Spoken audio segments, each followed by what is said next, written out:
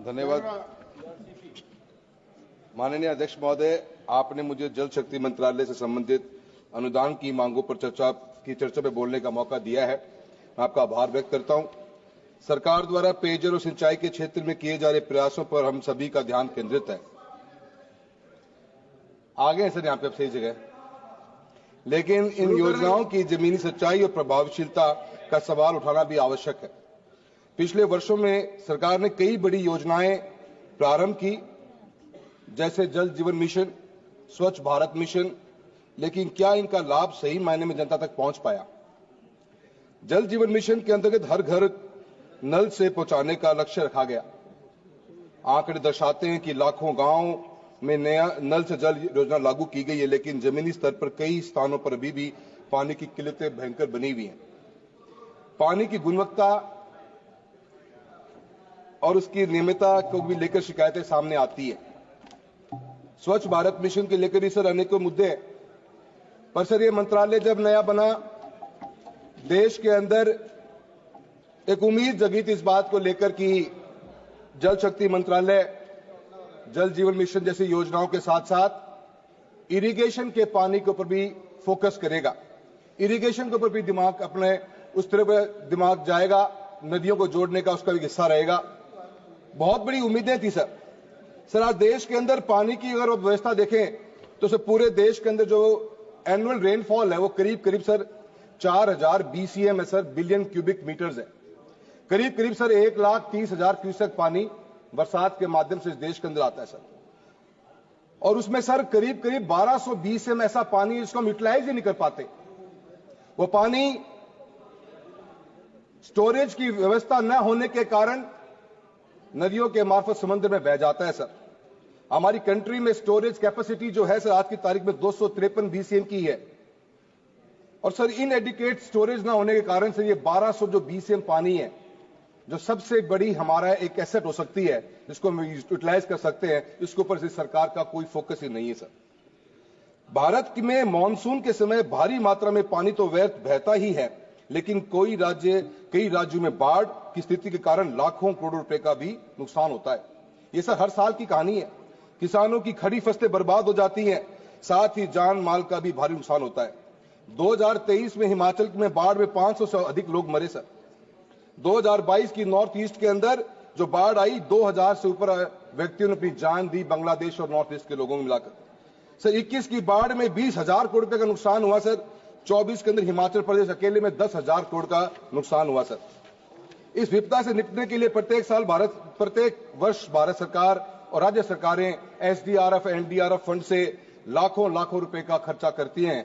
अभी 2021 से 22 से 25-26 तक 55,000 करोड़ रुपए का प्रावधान SDRF, NDRF में सिर्फ इसी बजट के लिए किया गया है सर। सरफेस वाटर और ग्राउंड वाटर की यूटिलाइजेशन अगर हम देखें सर कंट्री के अंदर, सर आज कंट्री के अंदर पर कैपिटा पर व्यक्ति कितना पानी हमारे पास में है सर। 1951 के अंदर ये 5177 क्यूबिक मीटर पानी प्रति व्यक्ति हिंदुस्तान में था सर, जो 2011 में घटकर सर 1545 क्यूबिक मीटर पानी प्रति व्यक्ति रह गया है।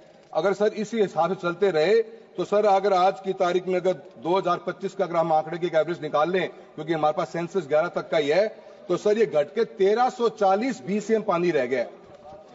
सर राजस्थान जैसे प्रदेश के मैं आता हूं, पर कैपिटा पर व्यक्ति जो पानी बचा है वो 740 क्यूबिक मीटर से सबसे लोवेस्ट है पूरी कंट्री में। हरियाणा में 1165 है सर, पंजाब में 1413 क्यूबिक मीटर पानी बचा है सर। ये हमारी पॉपुलेशन, सर मैं आपसे उम्मीद करूंगा ये पूरा 45 मिनट सर बोल चुके हैं, हमारे को मौका दिया जाए सर। उनको यूपी के अंदर सर 1970 BCM पानी रह गया है सर। ये आज की पॉपुलेशन है सर। हम 2040 में चले जाए आगे तो सर ये घटता 1140 की एवरेज कंट्री की रह जाएगी सर। ग्राउंड वाटर पे हमारी डिपेंडेंसी 60% आज की तारीख सिंचाई ग्राउंड वाटर से हो रही है सर। 85% ड्रिंकिंग वाटर इस कंट्री में ग्राउंड वाटर पे डिपेंडेंट है। पानी की सर हम ओवर एक्सप्लॉयटेशन करते जा रहे हैं और सर इसके ऊपर हमारे को फोकस करना पड़ेगा सर। मैं राजस्थान क्षेत्र से आता हूं सर। 3,43,000 स्क्वायर किलोमीटर का राजस्थान का क्षेत्र है सर। 10% की जमीन हिंदुस्तान के अंदर राजस्थान अकेले में है, पर पानी की बात करेंगे तो मात्र 1% पानी हमारे पास। 180 लाख हेक्टेयर जमीन कल्टीवेबल लैंड है सर, पर मात्र 50% लैंड के ऊपर भी इरिगेशन की वाटर की अवेलेबिलिटी नहीं है सर। हमारे पास में सर पूरा क्षेत्र मरुस्थलीय हमारा है, हमेशा पानी की कमी रही। राजस्थान ने पुराने समय में ही वर्षा जल संचयन के ऊपर वाटर स्टोरेज पर निर्भरता रही है और पुराने समय से कुंड, जौड़, बावड़ियों के माध्यम से हम पीने की पानी की व्यवस्था करते आए। सर चूरू हमारे राजस्थान के नॉर्थ वेस्ट पार्ट से आते हैं सर। पूरे चूरू में सर 80% वाटर नीचे सलाइन है, खारा पानी है सर। बीकानेर की हालत यह है कि टीडीएस लेवल बड़ा हाई है। नागौर के अंदर सर हमेशा अकाल की परिस्थिति बनी रहती है। सीकर, झुंझुनू सर हमारा शेखावटी बेल्ट का हिस्सा, जहां पे पूरा का पूरा हमने ओवर एक्सट्रैक्शन कर दिया है ग्राउंड वाटर को। गंगानगर में सर वाटर लॉगिंग की प्रॉब्लम बहुत बड़ी है, वाटर सीपेज की बहुत बड़ी प्रॉब्लम है सर। अनेकों डिस्ट्रिक्टों की अलग अलग प्रॉब्लम्स है, पर फोकस नहीं है सर। योजनाएं बनी जरूर, पर योजनाओं का जमीन पर कभी देखने को नजर नहीं आता सर। सर आज मैं इस 1200 BCM पानी की बात कर रहा हूं सर, जो पानी नदियों के मार्फत बरसात का समुद्र में चला जाता है सर। इसका अगर हम 5% भी हिस्सा, अगर इसका हम 3 to 5% भी हिस्सा, अगर 5 BCM पानी भी सर अगर हम इसका इस्तेमाल करने को, टैप करने की क्षमता रखें, अगर गवर्नमेंट का फोकस इसके ऊपर जाए, तो सर ये अकेला 5 BCM पानी इस राजस्थान के अंदर 1 करोड़ हेक्टेयर लैंड के अंदर सिंचाई का काम कर सकता है। इतनी ताकत इस पानी के अंदर है सर। सर मैंने राजस्थान के चूरू से आता हूं, मैं चूरू की बात इसलिए करना चाहूंगा सर, जब ग्रीन रिवॉल्यूशन आया, नहरों का जाल बिछा, हरियाणा और पंजाब के बाद में राजस्थान के अंदर गंगानगर, हनुमानगढ़ में इसकी एंट्री हुई। उसके बाद में सर एडजॉइनिंग प्लेस चूरू है सर। इंदिरा गांधी कनाल का पानी हमारे भी कुछ क्षेत्र में लगता है, हमने आज तक उस पानी का इस्तेमाल नहीं कर पाए सर। मेरे क्षेत्र के अंदर 17 लाख हेक्टेयर लैंड है, 9 लाख हेक्टेयर लैंड के ऊपर हम कृषि का कार्य कर सकते हैं सर। मात्र 1.5 से 2 लाख हेक्टेयर पे सिंचाई का पानी या नहर या ट्यूबवेल के मार्फत से मिलता है हमको। अगर इस 5, 2 या 2.5-3 BCM पानी को अगर हम इस्तेमाल कर लें, तो सर अगर मस्टर्ड की पैदावार करनी हो, अगर मैं सरसों की पैदावार की बात करूं, तो सर हमें 3000 क्यूबिक मीटर पानी चाहिए प्रति हेक्टेयर। अगर 5 BCM पानी को स्टोर करके अगर हम यूज करना शुरू कर दें, तो सर चूरू अकेले के अंदर 16 से 18 लाख, हम 8 से 10 लाख हेक्टेयर टन को 8 से 10 लाख हेक्टेयर टन की जमीन की सिंचाई कर सकते हैं सर। इस 8 से 10 लाख हेक्टेयर टन की सिंचाई की बात करेंगे तो सर हम पैदावार 18 से 20 लाख टन सरसों अकेले की पैदा कर सकते हैं सर। और आपको विश्वास नहीं होता, पिछले 3 साल के मैं आपको आंकड़े बताना चाहता हूं कि कितना एडिबल ऑयल इस कंट्री में इंपोर्ट हुआ है सर। 21-22 में 135 लाख टन, 22-23 में 142 लाख टन, 23-24 में 165 लाख टन। और सर हमने कितनी दालें इंपोर्ट करी हैं? 21-22 में 27 लाख टन, 22-23 में 25 लाख टन, और सर 23-24 में 48 लाख टन दालें हमने इस कंट्री के अंदर इंपोर्ट करी हैं सर। चूरू अकेले में इतनी पावर है, अगर नागौर को, बाड़मेर को, बीकानेर को, झुंझुनू, सीकर को अगर हम पानी की व्यवस्था कर दें, तो सर हमें दालें इंपोर्ट नहीं, हमें एक्सपोर्ट करने की स्थिति में आ जाएंगे। इतनी ताकत है सर, हमें पर पानी का इस्तेमाल करना पड़ेगा सर।